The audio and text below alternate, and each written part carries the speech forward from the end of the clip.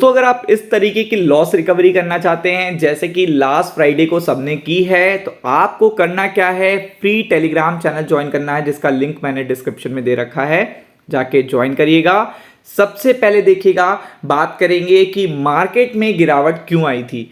Market में गिरावट का बिग रीजन था, आपको बताया भी गया था। और सबसे इंपॉर्टेंट बात क्या रहती है कि आप ये भी जान गए होंगे कि जब मार्केट किसी भी पर्टिकुलर स्ट्रैटेजी को फॉलो करके अलग जोन में आ जाए, उसको फॉलो करे बिना ही चलने लगे, तो उस समय आपको विदाउट स्टॉप लॉस वर्क नहीं करना है। बस इतना जान लीजिए, जैसे कि डो जोन्स को नहीं मान रहा, वेस्टर्न कंट्री को नहीं मान रहा, फेड को नहीं मान रहा, जॉब डेटा को नहीं मान रहा, इन्फ्लेशन डेटा को नहीं मान रहा, कुछ भी नहीं मान रहा मार्केट, तो आप ये समझ लीजिए कि अब आपका समय आ चुका है कि आप स्टॉप लॉस के साथ वर्क करो, क्योंकि मार्केट जब अपना रूप दिखाएगा तो हो सकता है आपके 2 महीने 1 महीने के प्रॉफिट को भी लेके चला जाए।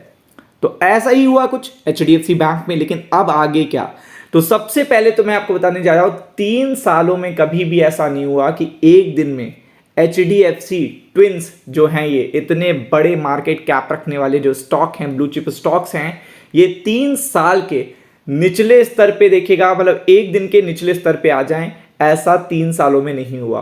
तो ये आपको इस बात से अंदाजा लगाना चाहिए कि जो भी अपडेट आई है, जो खबर आई है, वो सीरियस खबर है। लाइक ये जो MSCI वाली जो इम्पैक्ट है वो सीरियस है। इसको ये भी ना सोचिए कि एकदम से सॉल्व हो जाएगी, नहीं, आपको समझना होगा कि ये सॉल्व होने में टाइम लगेगा, जैसे कि अडानी के स्टॉक्स में टाइम लगा। लेकिन साथ में ये भी बात है, जब एक बहुत तेजी से शार्प फॉल आता है, तो हम लोग हमेशा कहते हैं कि शार्प फॉल के बाद आपको सबसे बड़ा, देखिएगा, सबसे बड़ा यहां पे जो इंपैक्ट देखने को मिलता है, शार्प फॉल के बाद सबसे बड़ा इंपैक्ट देखने को मिलता है, एक शॉर्ट कवरिंग देखने मिलती है। तो हमें बस उतना ही चाहिए, मंडे को क्या चाहिए, केवल उतना ही चाहिए कि HDFC ट्विंस क्या करें, यहां पे थोड़ा सा अपने इंपैक्ट को कम करें और यहां पे देखिएगा वर्क करें। तो आप देखेंगे, तो आप चेकआउट कर सकते हैं, 6% की गिरावट हुई है।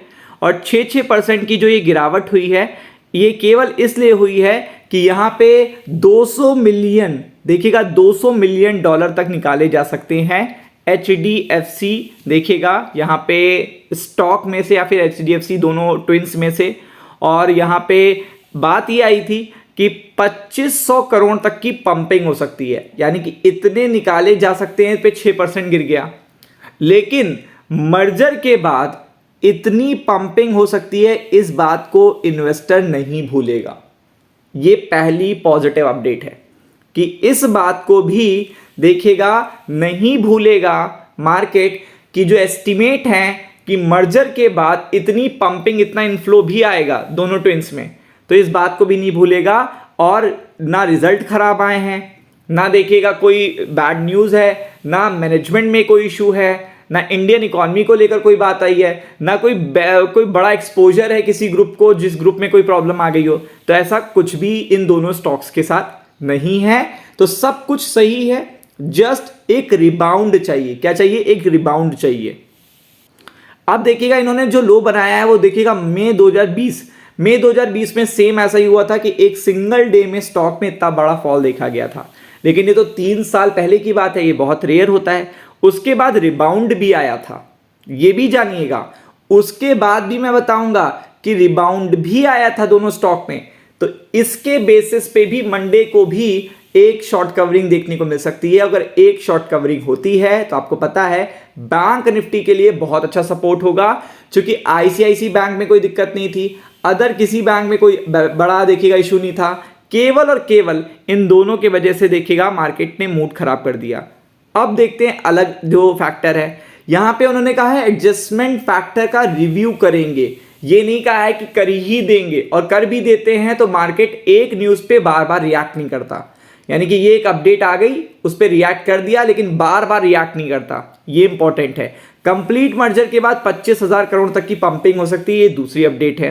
तीसरी बड़ी अपडेट है कि स्टॉक मार्केट का क्या रुझान है। तो 54 मिनट पहले देखिएगा अपडेट आई है कि HDFC, जितने भी एक्सपर्ट हैं, जितने भी एनालिसिस्ट हैं, वो क्या कह रहे हैं, वो केवल एक बात कह रहे हैं। वो एक बात ये कह रहे हैं कि यहाँ पे HDFC ट्विंस में रीबैलेंसिंग के बाद बड़ी फंडिंग आएगी और इन स्टॉक्स को बाय की रिकमेंडेशन दे रहे हैं। देखिए आपके सामने इन स्टॉक को मंडे को बाय करने को कह रहे हैं कि मंडे को आप इन स्टॉक्स को बाय करिए।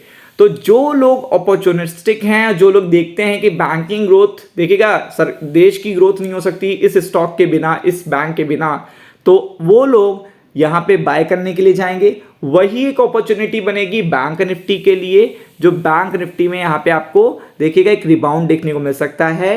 ऐसा क्यों? क्योंकि यहाँ पे आप देख सकते हैं जो सेल ट्रिगर हुआ है वो एक अपडेट के बेसिस पे हुआ, एक प्रीव्यू के बेसिस पे हुआ है, और ये प्रीव्यू जल्दी देखिएगा शांत हो जाएगा, और जब शांत हो जाएगा तो ये स्टॉक देखिएगा एक बेटर अपॉर्चुनिटी बनेगा। बेटर अपॉर्चुनिटी यानी short term triggers pulling down Indian stocks should be seen opportunity by the positional medium long term investor. तो यहाँ पे जो बड़े प्लेयर हैं, जो HDFC बैंक के गिरने का वेट कर रहे थे या फिर ऐसे बड़े स्टॉक्स के गिरने का वेट करते रहते हैं, वो यहाँ पे पोजीशन लेना शुरू करेंगे मंडे से, और देन आफ्टर दैट थोड़ा सा रिबाउंड आएगा, और जब रिबाउंड आएगा तो आपको पता है स्टॉक मार्केट पे इसका रिफ्लेक्शन देखने को मिलेगा। तो ये बहुत ही अच्छी अपडेट है, फोकस करिएगा। वीडियो अगर अच्छा लगे तो लाइक शेयर सब्सक्राइब करना ना भूलिएगा। Thank you so much.